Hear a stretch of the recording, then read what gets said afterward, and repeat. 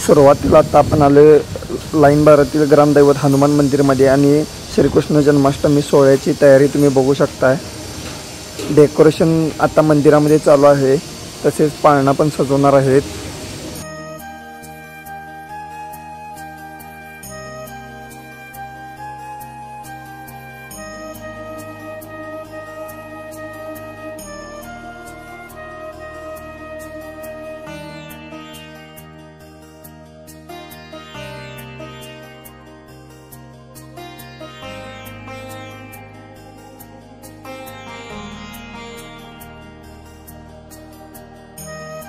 सर्व डेकोरेशन सजवून झाल्यानंतर त्याचा अंतिम जे काही डेकोरेशन आहे ते देखील दाखवतो। खूपच सुंदर अशा प्रकारे सजवण्यात आलेलं आहे। फुलांचं डेकोरेशन असेल किंवा फुग्यांची जी काही वर कमान लावलेली आहे, खूपच सुंदर अशा प्रकारे करण्यात आलेलं आहे।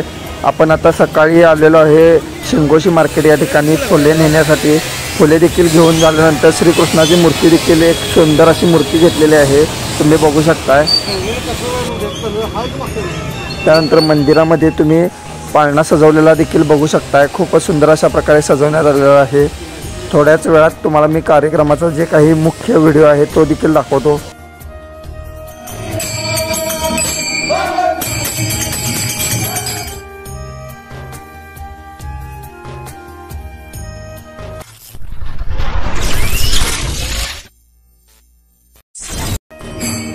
नमस्कार, माझे नाव प्रथमेश सावंत। माझ्या PS ब्लॉग्स या चॅनलमध्ये मी तुम्हा सर्वांचे स्वागत करतो।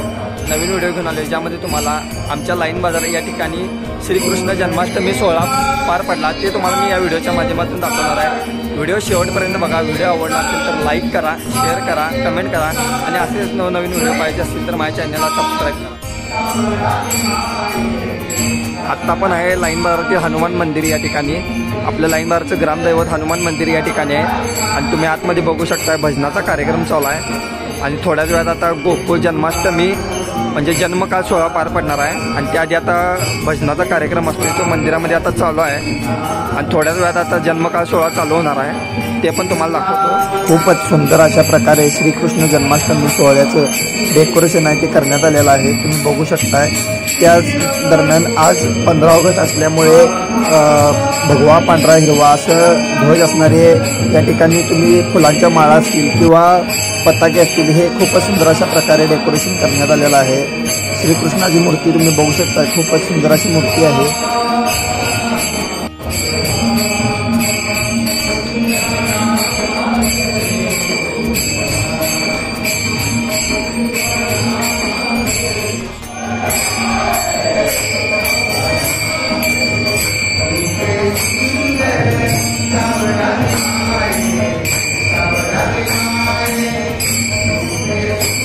मंदिरामध्ये सुरुवातीला भजनाचा कार्यक्रम असतो, त्यानंतर जन्मकाळ सोहळा असतो व जन्मकाळ सोहळ्यानंतर पुन्हा थोडा वेळ भजन आणि मग आरती होते आणि आरती झाल्यानंतर थोडा वेळ फुगडी घालण्याचा कार्यक्रम होतो व कार्यक्रम संपन्न होतो।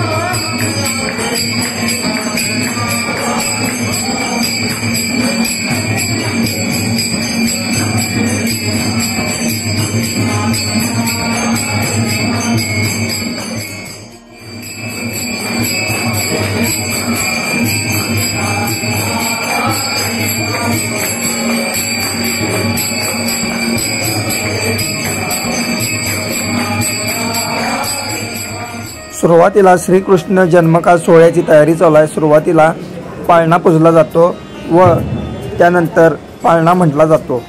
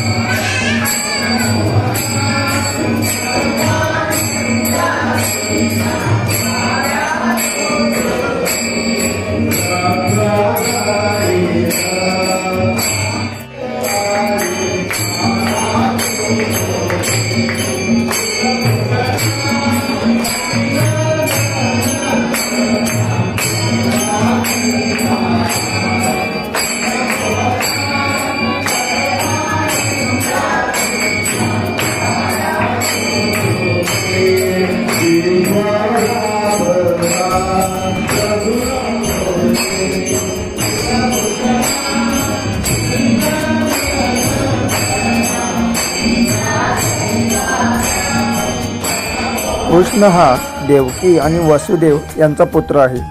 त्यांचा जन्मदिवस हिंदू लोक जन्माष्टमी म्हणून साजरा करतात. विशेषतः गौडीय वैष्णव परंपरेमध्ये कृष्णाला सर्वोच्च देव मानले जाते. हिंदू परंपरेनुसार भाद्रपद महिन्याच्या 8व्या दिवशी मध्यरात्री मथुरेत कृष्णाचा जन्म झाला असे मानले जाते. या दिवशी जन्माष्टमी साजरी केली जाते. कृष्णाचा जन्म अजराजकाच्या प्रदेशात झाला. तो असा काळ होता जेव्हा छळ मोठ्या प्रमाणावर होता. लोकांचे स्वातंत्र्य नाकारले गेले होते. सर्वत्र वाईट गोष्टी होत्या आणि राजा कंस या त्याच्या मामाकडून त्याच्या जीवाला धोका होता. जन्मानंतर लगेचच कृष्णाचे वडील वासुदेव अनक दुंदुंबी यांनी त्याला यमुना ओलांडून मथुरेतून गोकुळात पालनपोषण करण्यासाठी नेले. वासुदेवाचा भाऊ नंद आणि वहिनी यशोदा हे कृष्णाचे पालक होते. कृष्णासोबतच त्याचा मोठा भाऊ म्हणून सर्पशेष बलराम देखील अवतार घेऊन पृथ्वीवर आला होता, जो वासुदेवाची पहिली पत्नी रोहिणीचा मुलगा होता. ही आख्यायिका जन्माष्टमीला लोक उपवास करून कृष्ण प्रेमाची भक्तिगीते गाऊन आणि रात्री जागरण करून साजरी करतात. कृष्णाच्या मध्यरात्रीच्या जन्मानंतर कृष्णाच्या बाळाच्या रूपाला आंघोळ घालण्यात येते. कपडे घातले जातात. नंतर पाळण्यामध्ये ठेवले जाते. त्यानंतर भक्त हे अन्न आणि मिठाई वाटून उपवास सोडतात. स्त्रिया त्यांच्या घराच्या दाराच्या बाहेर आणि स्वयंपाकघराबाहेर लहान पावलांचे ठसे काढतात आणि त्यांच्या घराकडे चालत जातात. हे कृष्णाच्या त्यांच्या घरातील प्रवासाचे प्रतीक आहे. पाळणा म्हणून झाल्यानंतर सर्वजण श्रीकृष्णाचे दर्शन घेतात व त्यानंतर काही काळ पुन्हा भजन चालू होते.